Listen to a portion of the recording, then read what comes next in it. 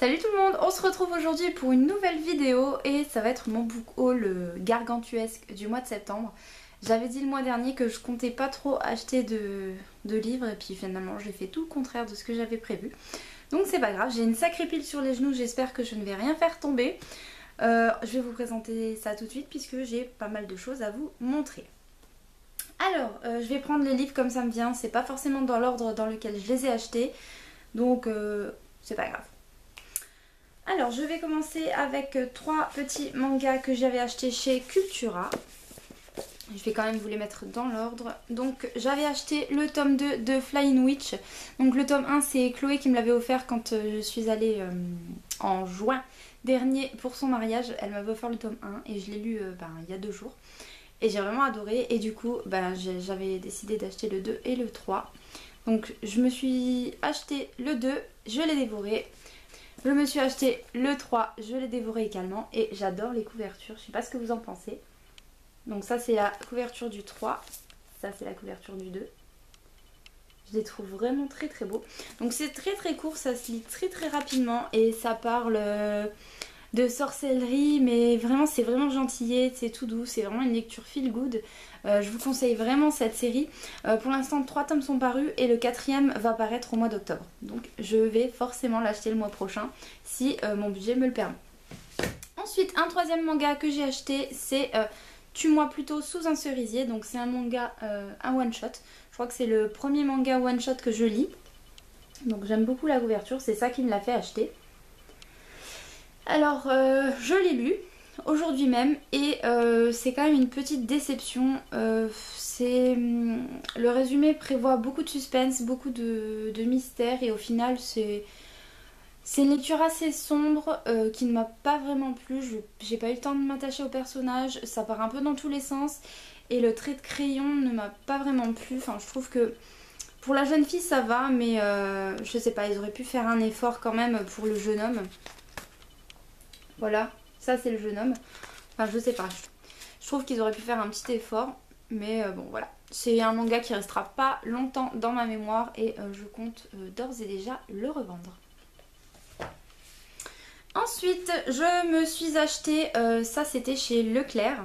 En attendant ma voiture qui était au contrôle technique, il fallait bien que j'aille quelque part. Donc je suis passée et chez Cultura et chez Leclerc. Je me demande si j'en ai pas oublié un à Cultura. Je vous mettrai en barre d'infos si jamais il y en a un que je vous ai pas présenté. Donc bref, je me suis acheté Après toi de Jojo Moyes. Donc c'est la suite de Avant toi qui a été vraiment un énorme coup de cœur. C'est vraiment une lecture que j'oublierai vraiment jamais, je pense. Elle m'a vraiment marquée, elle m'a fait rire, verser des larmes. Et voilà, j'avais envie de connaître la suite, même si je m'attends à ce que ce soit totalement différent du premier tome. Mais voilà, il est dans ma palle et j'aime beaucoup la couverture, même si c'est pas... elle est totalement différente de la couverture de la première édition du film que j'ai. Donc voilà, je suis contente de l'avoir dans ma palle et je ne sais pas quand est-ce que je vais le lire. Il faut d'abord que je fasse le deuil du premier tome. Ensuite, toujours chez Cultura, et je crois que c'était tout chez Cultura, je me suis acheté 2 nouveaux carnets de la marque Santoro Gorgeous que j'ai déjà mis en pratique, enfin pour un des deux. Donc celui-ci je l'ai utilisé pour mes lectures, je sais pas si vous voyez, c'est marqué là. J'adore cette collection de carnets, alors il coûte un rein, clairement, il coûte 14,99 le carnet. Mais honnêtement je fais très très longtemps avec. J'ai un autre carnet pour mon challenge 1 mois 1000 pages et ça fait déjà 2 ans que je l'ai. Et j'ai dû utiliser une dizaine de pages du cahier, donc il va me durer je pense au moins 10 ans. Donc les 15 € sont assez amortis. Donc voilà comment il se présente. Donc celui-ci je l'utilise pour mettre mes petits avis lecture en fait. Je fais plus de chroniques du tout, je sais pas si vous avez remarqué mais j'ai laissé totalement le blog à l'abandon. Ça me plaît plus en fait, j'ai pas le temps et puis je préfère, je trouve que les vidéos c'est quand même plus interactif, plus intéressant. J'ai plus le temps de rédiger et enfin, pour l'instant j'en ai pas l'envie, j'en ai pas le besoin. Du coup je me suis dit ça ne doit pas devenir une contrainte, donc je préfère pour l'instant vous parler en face à face si je puis dire. Et on verra si l'envie me revient. Donc voilà comment ça se présente mon petit carnet. Donc je mets date de lecture, titre, auteur, ME, donc maison d'édition, le nombre de pages de livre et notes, donc c'est mon petit avis.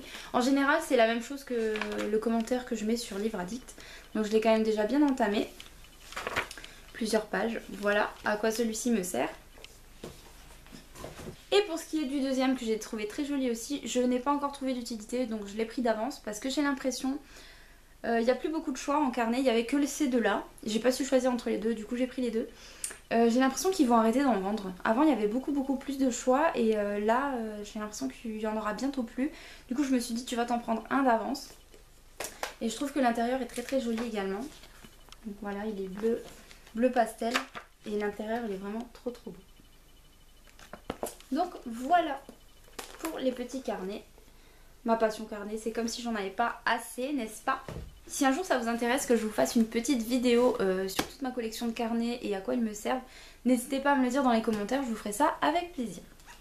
Ensuite, on passe au livre que j'ai eu dans ma Once Upon a Book que j'ai déboxé il y a quelques jours sur la chaîne. Si vous n'avez pas vu la vidéo, je vous invite à la regarder.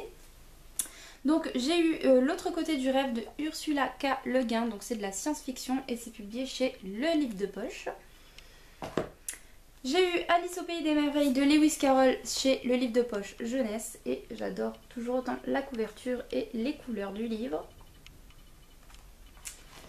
J'ai eu également Histoire du soir pour une nuit sans histoire de Françoise Réveillet et c'est chez Édition First.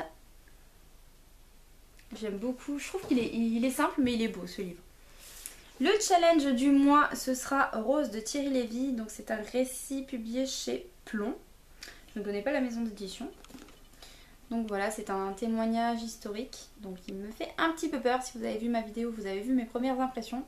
C'est un petit pavé quand même. Donc voilà, je ne sais pas si j'arriverai à le caser ce mois-ci.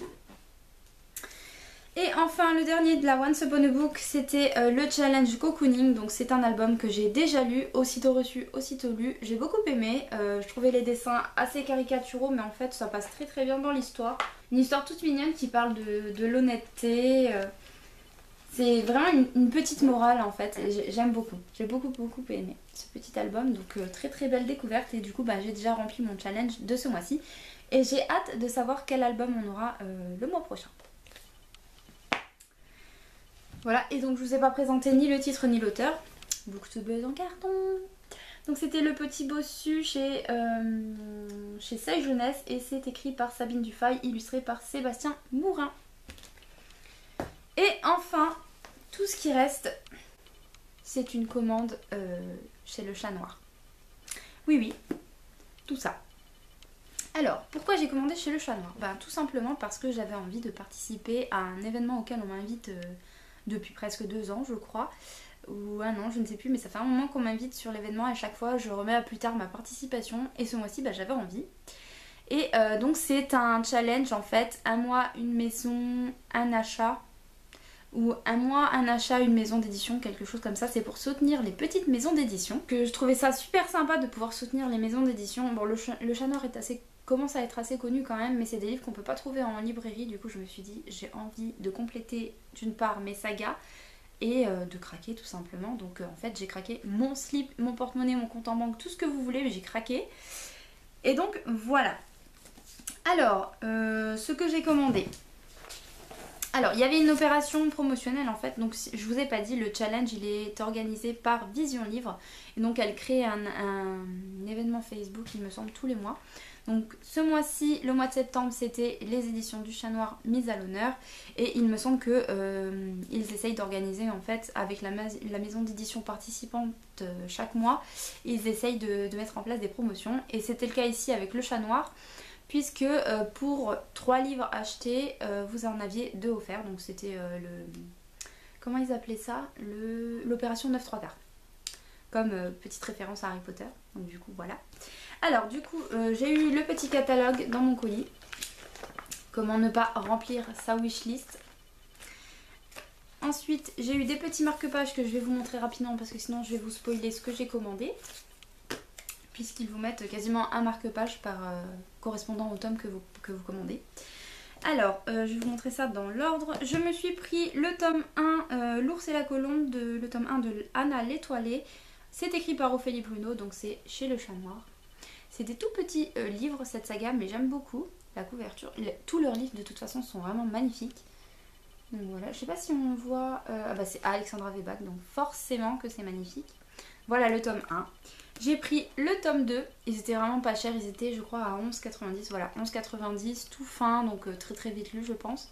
Donc le tome 2 de Anna l'étoilée, c'est Pistes d'enfer, donc toujours écrit par Ophélie Bruno. Et le tome 3 de Anna l'étoilée, toujours écrit par Ophélie Bruno, toujours chez Le Chat Noir, et c'est Mort sur la baie.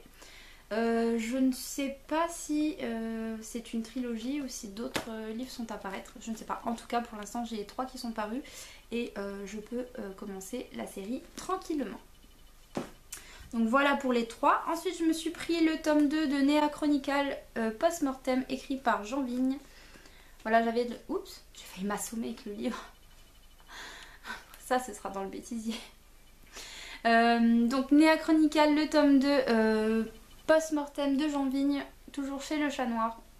J'avais le tome 1 dans ma palle, d'ailleurs le tome 1 que je vais lire à l'occasion du challenge au fil des pages et des saisons, organisé par Elliot et des livres. Donc du coup je me suis dit que si je voulais lire le tome 1, comme je lis les tomes maintenant des sagas entièrement, il me fallait le tome 2. J'ai voulu prendre le tome 3, le tome. Décidément cette vidéo c'est n'importe quoi. J'ai voulu me prendre le tome 3 mais malheureusement il était en rupture de stock sur le site, donc c'est pas grave, je lirai le 1 et le 2 et je commanderai quand il sera remis en stock.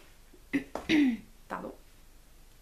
Et enfin le livre que je trouve le plus magnifique de ceux que j'ai commandé, c'est Lake Éphéméral de Anya Aline. C'est toujours chez Le Chat Noir et je trouve la couverture magnifique. Et si je ne me trompe pas, c'est un one shot.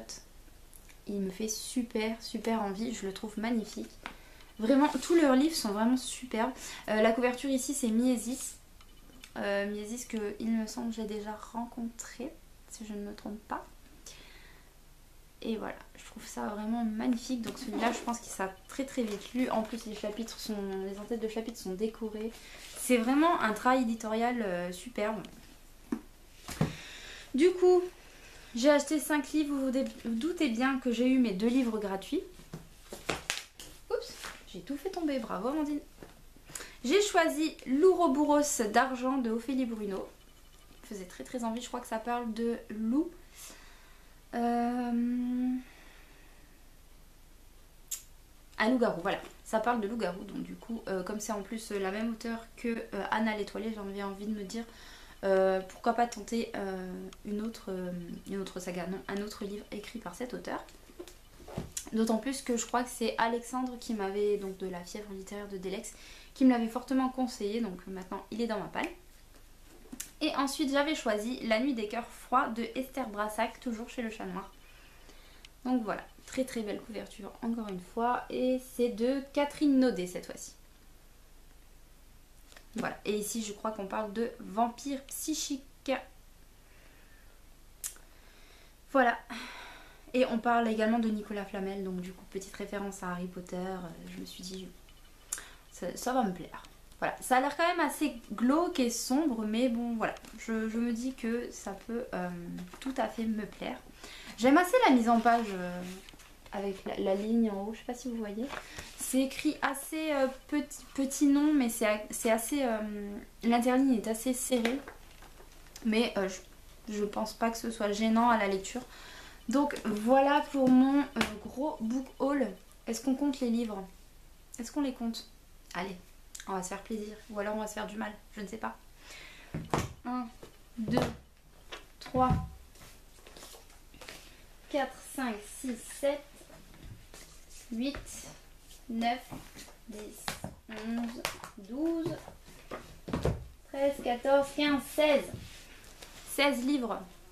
Sans compter que j'en ai lu déjà 4. Est-ce que ça me rattrape un petit peu? On va dire que oui. Ouais, on se cherche des excuses. Donc voilà, c'est tout pour mon méga book haul de septembre. Le mois d'octobre sera un petit peu plus sage puisque, je vous le dis d'ores et déjà, j'ai précommandé les 2 des 3 grosses sorties Harry Potter chez, je crois, Huggin and Munning. Je ne sais pas comment ça se dit, cet éditeur. Donc j'ai précommandé le traité des baguettes, qui est un très beau livre. Et l'autre gros qui coûte un rein, c'est tout l'art de Harry Potter, je crois, ou l'art de Harry Potter. Celui-ci, il coûte... voilà, hein, il m'a vidé mon compte en banque avant même qu'il soit arrivé à la maison. Donc voilà mes deux grosses précommandes. Je vais peut-être juste me prendre le tome 4 de Flying Witch, si j'arrive à le caser dans mon budget, mais je pense que ce sera un petit peu plus sage le mois prochain. Je dis ça, je dis rien, puisque si c'est comme le mois dernier où j'ai promis de pas trop acheter, 14 livres, voilà, je vais m'abstenir de faire des promesses. Je vous retrouve très bientôt sur la chaîne pour une autre série de vidéos. À bientôt!